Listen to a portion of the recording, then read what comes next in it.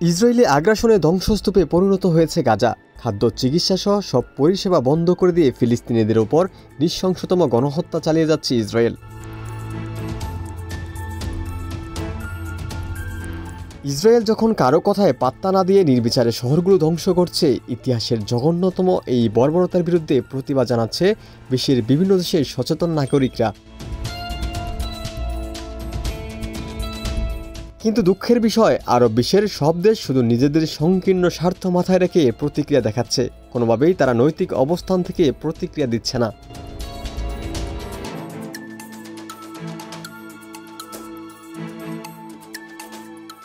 নিপীড়িত গাজাবাসীর সমর্থনে গত 7 এপ্রিল বিশ্বব্যাপী পালিত হয়েছে নো ওয়ার্ক নো স্কুল কর্মসূচি। 12 এপ্রিল ফিলিস্তিনিদের প্রতি সংহতি জানিয়ে আয়োজিত মার্চ ফর গাজা সমাবেশে ফিলিস্তিনিদের ওপর বর্বরোচিত গণহত্যা বন্ধের দাবি জানিয়েছে লাখ লাখ বাংলাদেশি মানুষ।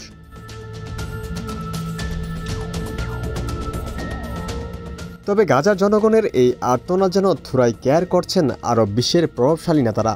সামরিক ও রাজনৈতিকভাবে প্রভাবশালী এই আরব দেশগুলো ফিলিস্তিন নিয়ে পুরোপুরি নির্বিকার। ফিলিস্তিনিরা যে আরব নেতাদের দিকে তাকিয়েছিলেন, বিপদের সময় মুখ ফিরিয়ে তাকালেন না তাদের কেউই। ইসরায়েল বাহিনী যখন গাজায় গণহত্যামূলক বোমাবর্ষণ এবং দখলদারিত্ব চালাচ্ছে, ঠিক সেই সময়ই ইসরায়েলি পররাষ্ট্রমন্ত্রীকে আতিথেয়তা দিয়ে বরণ করে নিয়েছে সংযুক্ত আরব আমিরাত। গত রোববার আবুধাবিতে ইসরায়েলি পররাষ্ট্রমন্ত্রী গিদিয়ন সাআরকে স্বাগত জানান আরব আমিরাতের পররাষ্ট্রমন্ত্রী শেখ আবদুল্লাহ বিন জায়েদ আল নাহিয়ান, যেখানে তাদের আলোচনার মূল বিষয় ছিল ইসরায়েল ও আমিরাতের মধ্যে দ্বিপাক্ষিক সম্পর্ক জোরদার করা।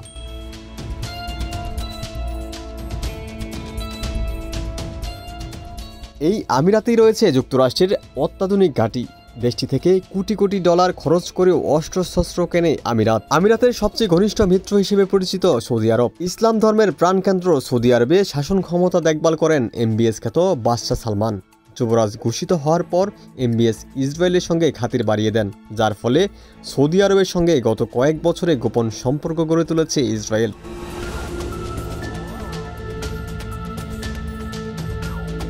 2017 সালে তিনি গোপনে ইসরায়েল সফর করেন। যুক্তরাষ্ট্রের কট্টরপন্থী ইহুদিদের মতামতকে তুষামোদী করে স্বাধীন ফিলিস্তিন রাষ্ট্র প্রতিষ্ঠা নিয়ে তিনি অবজ্ঞাসূচক মন্তব্য করে সংবাদ মাধ্যমের শিরোনাম হয়েছিলেন।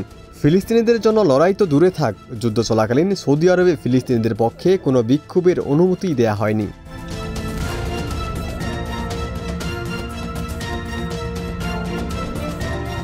ফিলিস্তিনের প্রতিবেশী আরেক মুসলিম রাষ্ট্র মিশর। দুই দেশের মাঝে রয়েছে দীর্ঘ সীমান্ত এলাকা। তবে এই সীমান্তের বেশিরভাগ জায়গা জুড়ে বসানো হয়েছে 7 লেয়ারের তার ও শক্ত দেয়াল।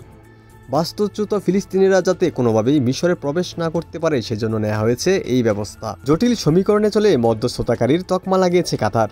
এই দেশে রয়েছে যুক্তরাষ্ট্রের গুরুত্বপূর্ণ একটি সামরিক ঘাঁটি। আবার ইসরায়েলের সঙ্গেও দেশটির ভালো সম্পর্ক রয়েছে। ফিলিস্তিনের যোদ্ধাদের প্রতি সহমর্মী হলেও কাতার সবসময়ই দ্বৈত ভূমিকা পালন করে আসছে।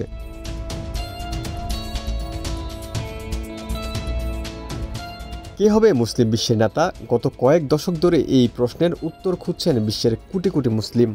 বিশ্লেষকদের মতে, যে দেশ গাজা সংকটের সমাধান করতে পারবে তারাই মুসলিম বিশ্বের নেতা হবে। তবে চোখের সামনে হওয়া এই ধ্বংসযোগ্য বন্ধে কোনো দেশই অভিভাবকের দায়িত্ব পালন করতে পারেনি। অভিভাবকহীন হয়ে পড়া এই মুসলিম উম্মার হাল ধরবে কে? সেটি এখন বড় প্রশ্ন। ইরান যখন যুক্তরাষ্ট্রের সঙ্গে পারমাণবিক চুক্তি চূড়ান্ত করার পথে এগিয়ে যাচ্ছে, তখনই তেহরানকে পারমাণবিক অস্ত্র তৈরির উদ্যোগের বিরুদ্ধে সতর্ক করেছেন মার্কিন প্রেসিডেন্ট ডোনাল্ড ট্রাম্প।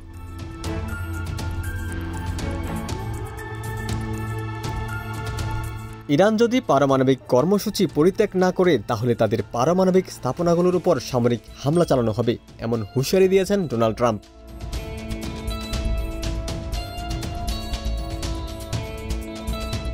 14 এপ্রিল এক সংবাদ সম্মেলনে ট্রাম্প বলেন, ইরানকে পারমাণবিক অস্ত্রের ধারণা থেকেও সরে আসতে হবে। তারা কোনোভাবেই পারমাণবিক অস্ত্র রাখতে পারবে না।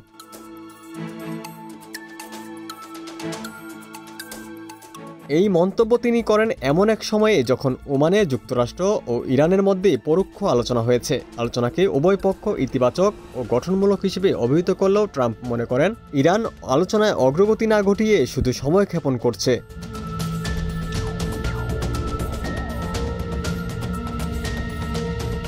ওমানে অনুষ্ঠিত আলোচনায় অংশ নেন যুক্তরাষ্ট্রের বিশেষ দূত স্টিভ উইটকফ এবং একজন জ্যেষ্ঠ ইরানি কর্মকর্তা। আলোচনার পরবর্তী পর্ব আবারও ওমানে অনুষ্ঠিত হওয়ার কথা রয়েছে চলতি সপ্তাহের শেষে।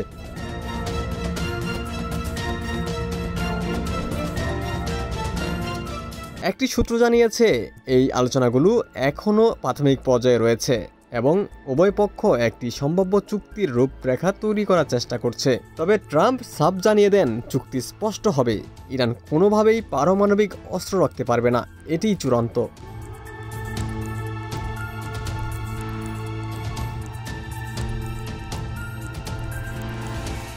সামরিক হামলার সম্ভাবনা সম্পর্কে জানতে চাইলে ট্রাম্প বলেন, অবশ্যই সেই অপশন খোলা আছে। তিনি আরও দাবি করেন, ইরান অনেকটাই কাছাকাছি পৌঁছে গেছে পারমাণবিক অস্ত্র তৈরির পর্যায়ে, তাই দ্রুত পদক্ষেপ নেওয়া জরুরি।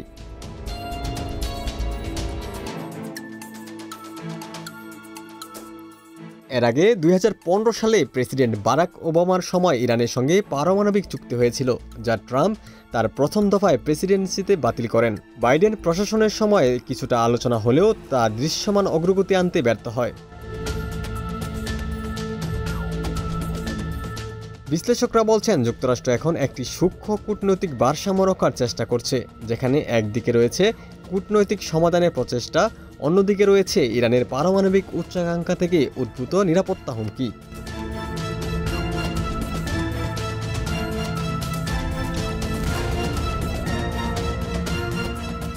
ইরান ইস্যুতে ট্রাম্প প্রশাসন যেখানে সামরিক শক্তির উপর জোর দিচ্ছে, পূর্বে বাইডেন প্রশাসন তুলনামূলকভাবে কূটনৈতিক পথে সমস্যার সমাধানের চেষ্টা চালিয়েছিল।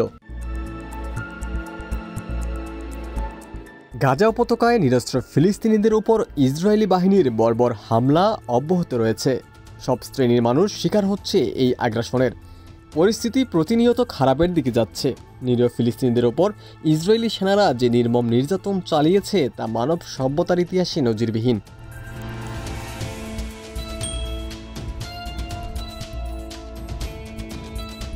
ফিলিস্তিনিদের প্রতি দৃঢ় সংকল্পের অংশ হিসেবে পর্যটন নির্ভর মালদ্বীপে আইন করে ইসরায়েলিদের প্রবেশে নিষেধাজ্ঞা দেওয়া হয়েছে। মালদ্বীপের সংসদে 15 এপ্রিল আইনটি পাশ হয়। এর সঙ্গে সঙ্গেই প্রেসিডেন্ট মোহাম্মদ মুইজ্জু আইনটির অনুমোদন দেন।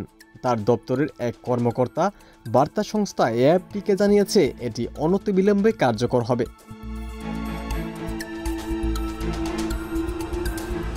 মোহাম্মদ মুইজ্জু বিবৃতিতে বলেছেন, নতুন আইনটির অনুমোদন ফিলিস্তিনিদের বিরুদ্ধে ইসরায়েলের অব্যাহত নৃশংসতা এবং গণহত্যার বিরুদ্ধে সরকারের দৃঢ় অবস্থানকে প্রতিফলিত করে। তিনি আরও বলেছেন, ফিলিস্তিনিদের লড়াইয়ের প্রতি মালদ্বীপ তার দৃঢ় সমর্থন পুনর্ব্যক্ত করছে।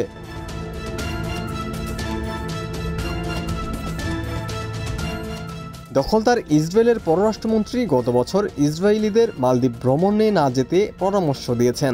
ইসরায়েলিদের মালদ্বীপে প্রবেশে নিষেধাজ্ঞা দেয়া হবে বলে গত বছরের জুনে জানিয়েছিলেন মালদ্বীপের প্রেসিডেন্ট।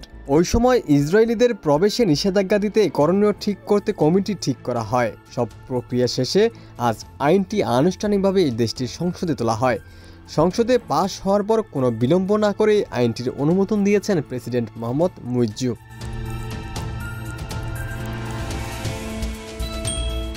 এর আগে ইসরায়েলিদের এই বর্বরতার বিরুদ্ধে গত 12 এপ্রিল বাংলাদেশে বিক্ষোভ সমাবেশ হয়। এতে লাখ লাখ মানুষ যোগ দেয়। সেখানে পাসপোর্টে ইসরায়েল ছাড়া শব্দ পুনরায় অন্তর্ভুক্তির সিদ্ধান্তের দাবি জানানো হয়। পরবর্তীতে বাংলাদেশি পাসপোর্টে ইসরায়েল ব্যতীত শর্ত পুনর্বহালের সিদ্ধান্ত নিয়েছে অন্তর্বর্তীকালীন সরকার। এর ফলে এখন থেকে বাংলাদেশি পাসপোর্টে ইসরায়েলে ভ্রমণ করা যাবে না।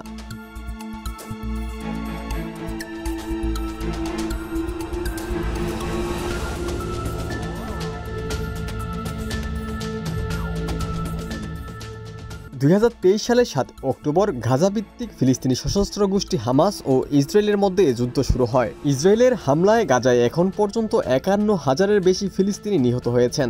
জানুয়ারিতে যুদ্ধবিরতিতে সম্মত হওয়া সত্ত্বেও 18 মার্চ ইসরায়েল গাজায় আবার বিমান হামলা শুরু করে, যার ফলে যুদ্ধবিরতি কার্যকরভাবে শেষ হয়।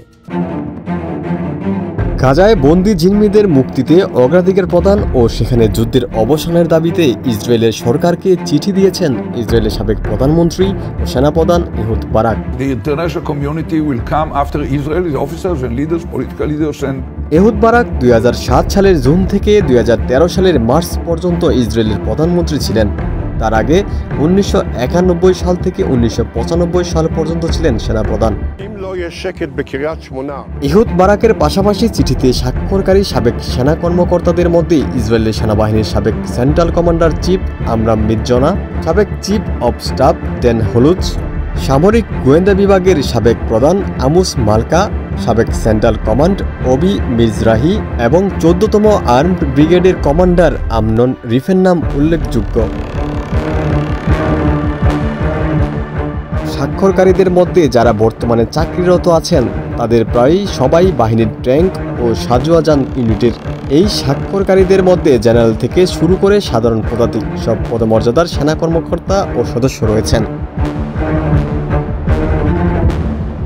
চিঠিতে সরকারের উদ্দেশ্যে বলা হয়েছে, গাজায় অবশিষ্ট জিম্মিদের জীবন রক্ষা ও তাদের মুক্তির জন্য প্রয়োজনীয় সব পদক্ষেপ নিন, এমনকি যদি তাদের মুক্তির জন্য যুদ্ধ থামানোর প্রয়োজন হয় তবে তাই করুন।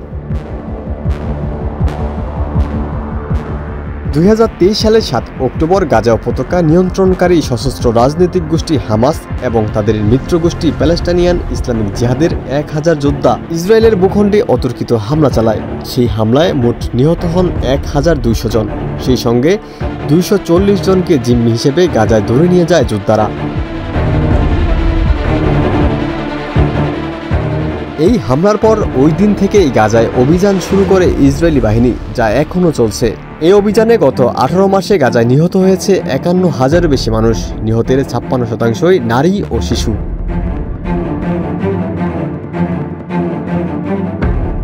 জাতিসংঘ ও আন্তর্জাতিক সম্প্রদায়ের পক্ষ থেকে এই পর্যন্ত বেশ কয়েকবার গাজায় সামরিক অভিযান বন্ধের জন্য ইসরায়েলের প্রধানমন্ত্রী বেনিয়ামিন নেতানিয়াহুকে আহ্বান জানানো হয়েছে। ইতিমধ্যে জাতিসংঘের আদালত নামে পরিচিত ইন্টারন্যাশনাল কোর্ট অব জাস্টিসে ইসরায়েলের বিরুদ্ধে গণহত্যার মামলাও দায়ের করা হয়েছে। তবে নেতানিয়াহু স্পষ্টভাবে জানিয়েছেন, হামাসকে পুরোপুরি দুর্বল ও অকার্যকর করা এবং জিম্মিদের মুক্ত করার আগ পর্যন্ত অভিযান চলবে গাজায়। যাদেরকে জিম্মি হিসেবে ধরে নিয়ে গিয়েছিল হামাস, তাদের মধ্যে অনেকেই ইতিমধ্যে মুক্তি দিয়েছে গোষ্ঠীটি। কয়েকজন জিম্মি ইসরায়েলি বাহিনীর নির্বিচারে গোলার আঘাতে নিহত হয়েছেন। বর্তমানে সেখানে অন্তত 35 জন জিম্মি জীবিত রয়েছে বলে ধারণা করা হচ্ছে।